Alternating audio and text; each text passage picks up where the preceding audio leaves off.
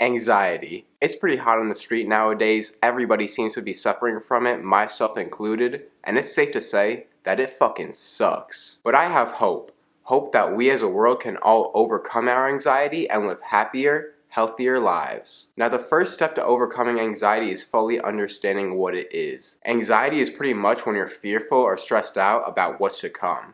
It's when you start imagining a future situation going wrong in every single way possible. One place where I always have anxiety is when I'm sitting on the toilet of a public bathroom. Shitting in public is never the first option, okay? I always try to hold it in until I get home, but sometimes God is not on your side. Sometimes you're gonna have to resort to plan B. Sometimes you're just gonna have to take a shit in public. And I absolutely hate it. There is no position more vulnerable than when you're sitting on the toilet, pants wrapped around your ankles with shit coming out of your ass, and mad other people are walking around in the bathroom. This is where my anxiety kicks in and I just start freaking out. I always picture some dickhead walking in, taking a sniff of the air, and yelling, "Hey, who's taking a shit in there?" Then proceeding to bust down the door, exposing me with my pants down and having everyone else in the bathroom laugh and make fun of me. Now, to be honest, that would be kind of crazy though, but another aspect of sitting on the toilet in public that gives me anxiety is I feel like everyone's looking beneath the stall at my shoes. So while they can't tell it's me while I'm actually in there taking a shit, when I eventually leave the stall and go back out into the world, they're gonna recognize my shoes and know it was me in there and judge me for that. When I say these things out loud, they sound really silly. I'm scared that people will judge me for taking a shit. Something literally everybody does. Except girls. Girls don't shit. But while these thoughts do sound silly, I can guarantee you when I'm sitting on that toilet, they are not silly at all. They eat me alive and cause me to freak out about some shit, no pun intended, that doesn't even matter. Another example is like when I'm in math class and what the teacher is saying makes no fucking sense at all. It would probably be like a smart idea to raise my hand and, ask a question. But no, I can't do that. If I were to ask a question, everyone else in the class would think I'm a dumbass, and the teacher would hate me for wasting their time with such a stupid question. In these examples, my mind is creating imaginary situations in the future that simply won't happen. Like really, how many times has someone busted down the door to expose me while I was taking a shit?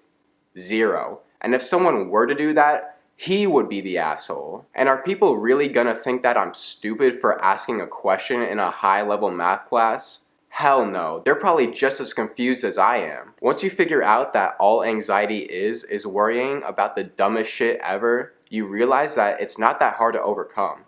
And that's what this one trick that I use to fight anxiety is all about. And it's called the New York Times rule. Now before I tell you guys this trick though, if you've been enjoying the video so far, I really would appreciate it if you dropped a like and subscribe on the video. It helps me out a lot with the YouTube algorithm, so I would appreciate that. So the New York Times rule is a very simple trick. All it is when you find yourself in one of these anxiety-inducing scenarios, just picture a full article about it on the front page of the New York Times. This would be the worst case scenario. In the first example, I'm anxious because I want nobody to know that I'm taking a shit. And if it were on the front page of the New York Times, the entire world would know that I was taking a shit. But just imagine there was some investigative journalist out there who took their job really seriously and wrote a whole ass article about you taking a shit. I wouldn't even be mad, I'd just be curious, like, you guys really care this much about my bathroom habits? Like, really? And that's what the New York Times rule is all about. By picturing what it would look like if everybody cared about what you were doing, it makes you realize that nobody cares about what you're doing. There will never be an article about me taking a shit on the front page of the New York Times because nobody would give a fuck about that. There will never be an article about me raising my hand to ask a stupid question on the front page of the New York Times because nobody would give a fuck about that. A lot of the time we can think that the entire world revolves around us and every little thing we do is noticed by someone. But that's simply not the case. Most of the things that you do go unnoticed by other people. And if you disagree with me here, try and remember the last question you heard someone else ask in class, or the shoes of someone you saw taking a shit. You probably can't because you, just like everyone else on the planet, don't care about these insignificant things. So if you're hesitant to take an action because it's giving you anxiety, just ask yourself, if this was an article on the front page of the New York Times, would I care? And if the answer is no, then take that action with no hesitation. Now, the New York Times rule can work the other way as well. If you're about to do something that you wouldn't want to see on the front page of the New York Times, then you probably shouldn't do it. For example, let's say you're talking to some girl and for some reason you have a deep desire to send her an unsolicited dick pic. But before you do this, just imagine the headline, "Man sexually harasses girl, sends her picture of below average penis," on the front page of the New York Times. That would be pretty embarrassing and something I wouldn't want the entire world to know about. So don't go sending your wiener unsolicited to all these girls, guys, okay? Not only because it would be a bad look if the entire world found out, but also because, like, what even is the point of that? Do you really think that sending her an unsolicited picture of your small, weird-looking penis is gonna make her wanna fuck you?